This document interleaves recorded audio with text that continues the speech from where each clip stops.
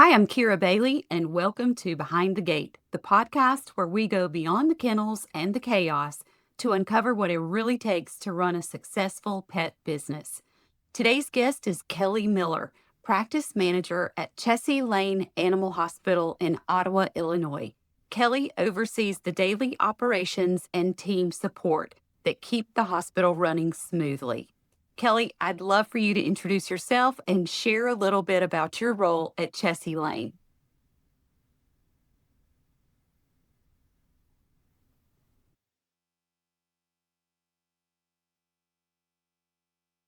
Today, My name's Kelly. I graduated from the University of Illinois Champaign in 2016 with a bachelor's in animal sciences. I started in the veterinary world about 10 years ago, started as a client service representative, worked my way up to technician, and now I manage Chessie Lane Animal Hospital. I'm the practice manager there. I've been the practice manager for about 3 years now. I kind of wear all hats at Chessie Lane, the typical manager roles of ordering, scheduling, and conflict resolution are big parts of my role. As most people know who work in veterinary medicine, sometimes we can be a little bit short staffed. So sometimes I play CSR, sometimes I play a technician, sometimes I'm in kennels. That's just part of being a good practice manager, is really diving into where you're needed. what does your day to day look like when you get there? Do you have a specific routine or do you just have to take it as it comes? A good thing to do is to look at the schedule, anticipate what you're looking at. And depending on the day of the week, you can guess how the day is going to go. Mondays tend to be busier because we're closed on Sundays. So get ready to rock and roll when Monday morning comes, whereas Wednesdays tend to be slower, those types of things. Basically, look at the schedule, see who my team is for the day. Is there anywhere that we can accommodate an emergency or an extra appointment is one of my main focuses when I get there in the morning. What is the hardest part of your job right now? The part that just drains your energy?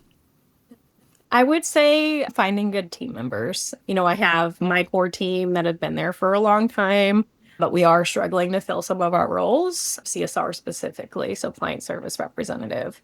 I think that's a common theme around veterinary medicine right now. There is a veterinarian shortage. For example, we just, after 3 years of looking, have added on another part-time veterinarian, but my main veterinarian is 72. So that's a huge challenge, is finding people who are devoted to their roles. Growth is huge, but you also, when it comes to the client service representative, you want somebody who's really good at that wants to stay in that client experience role.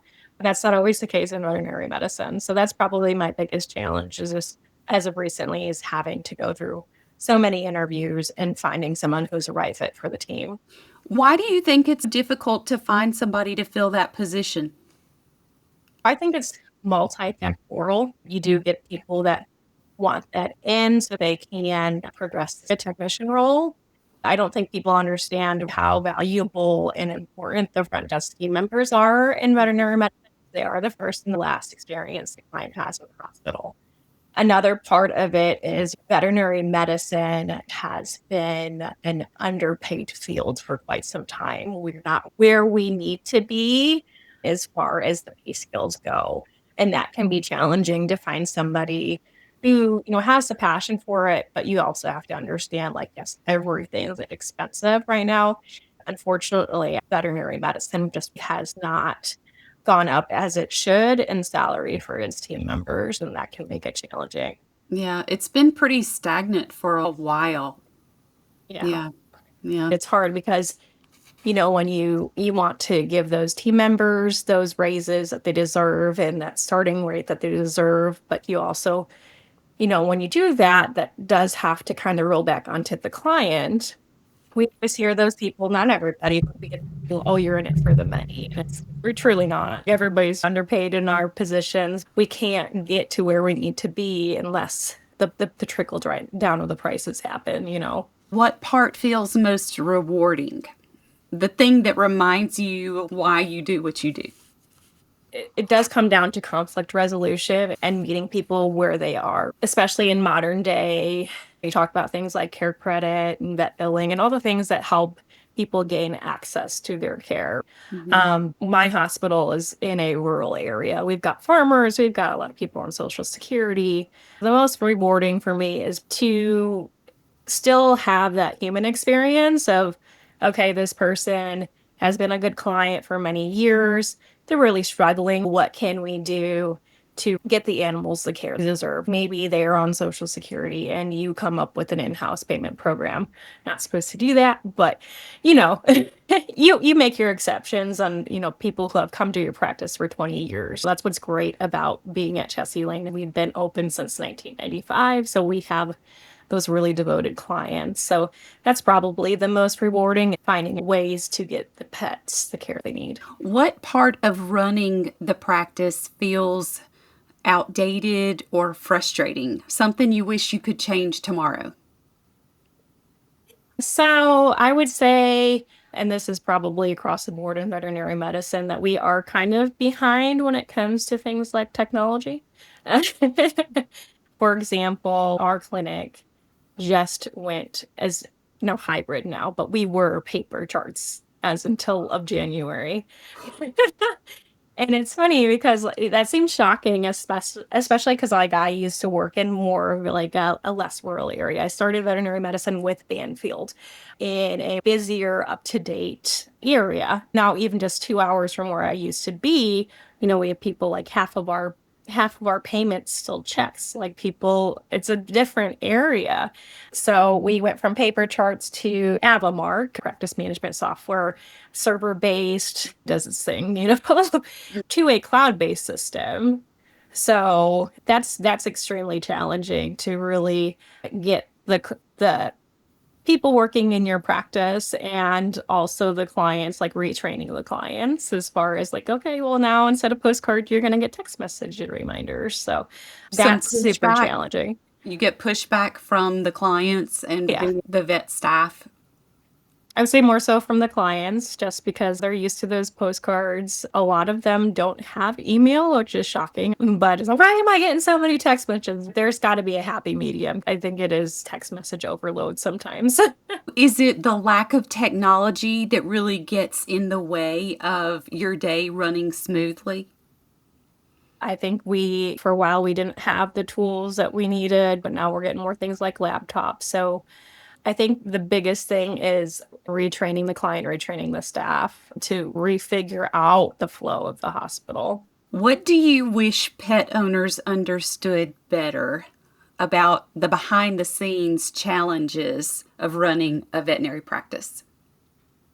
I would say the biggest thing is we're not saying no to be mean.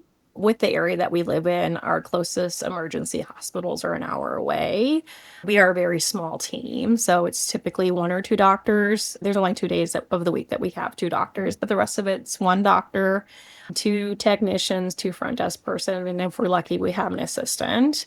So not super small, but not super huge. And so we do our best, especially with we just had a hospital nearby close. So taking on those clients and those patients while still trying to see our existing patients and clients, it's really a challenge. We don't say no to be mean, or we don't say no because we don't want to see your pet. We say no because either we don't have the resources, for example, for patients in respiratory distress, we can stabilize them, but we don't have oxygen kennels.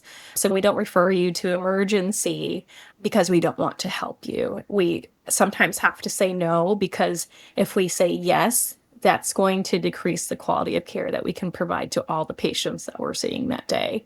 And that some point when you overextend yourself, that's when mistakes happen and that can be detrimental to a patient. We don't say no because we're trying to be mean or because we don't want to help you. It's because we are already overextended.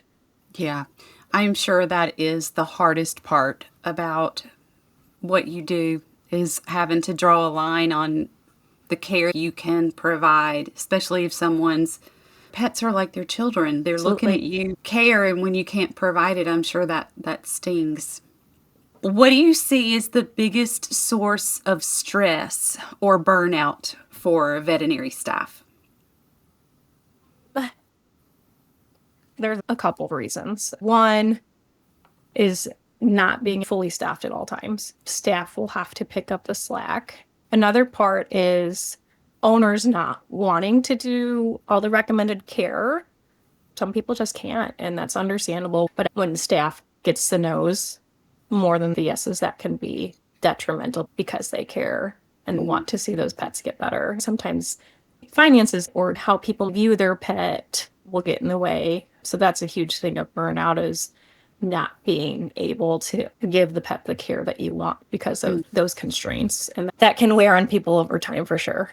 Yeah. And pay. We go back to the pay, the veterinary world, especially technicians and kennel and CSRs, they're really struggling to make ends meet. And that can make coming into work and working long hours really tiring when you're really struggling like that. Have y'all tried to explore automating that position instead of hiring someone to do it?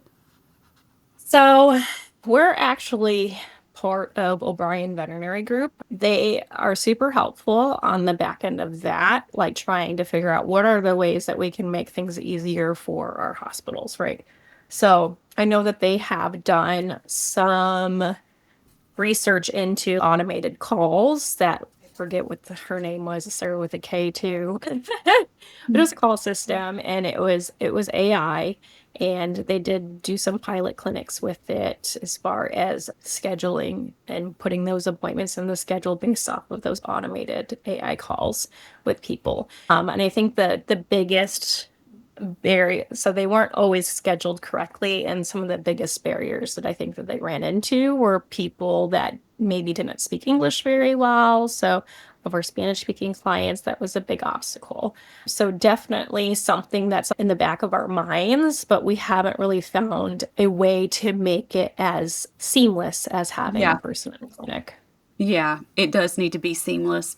Especially in this industry, you have to have the heart piece of it and you have to have the automation and the technology piece. And somehow in the middle, they have to marry Yep. that. Have you found any systems or practices that genuinely help to lighten the load for your team?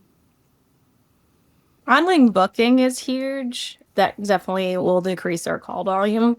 People can schedule their wellness or tech appointments online. Obviously, it does trigger if it does seem like it's an emergency appointment. It says, call the clinic. Mhm. So that's definitely helpful. So our clinic uses Storia for online booking. Definitely has decreased our call volume. You guys, vet hospitals juggle so much. You juggle scheduling, communication, follow ups, record keeping. Where do you think you could put technology like AI where it would make the biggest difference in your operations? Oh, that's a hard one. But we do use AI for some things, and it's a love-hate relationship. I can give you an example. We have an AI urine reader, and you have to be patient with it because it learns as it goes too, right? But at the same time, it's like there's clearly bacteria on the sample and it says no bacteria noted. That's a tough one. I would say if there was some way to make record keeping easier with AI is probably the biggest thing. Mhm. If you could wave a magic wand and improve one system or workflow in the practice, what would it be? I would say that for our specific hospital, it would be the workflow between the technicians and the doctor. A lot of time, I think within our hospital, the thing that we struggle with is like the technicians taking notes for the doctor is probably our biggest struggle. Appointments. Yeah. You have a patient in the room, the technician is in there, the doctor's in there, the technician is the one taking all the appointment notes. That's how I would like it to be. Especially going from a clinic that was very doctor focused. Mhm. When Dr. Lindy started in 1995, it was very doctor focused. Like you didn't have as much technician help that you do nowadays. And so when I first started and when we were acquired by O'Brien Veterinary Group, it was still a doctor focused practice. Dr. Lenny would run into the rooms by himself a lot. And so we've been working on our shift of bringing the more so of a doctor tech team focus. It's just, it takes a lot of relearning. I still find, unfortunately, that my doctors are doing their own notes and it's a struggle. Yeah.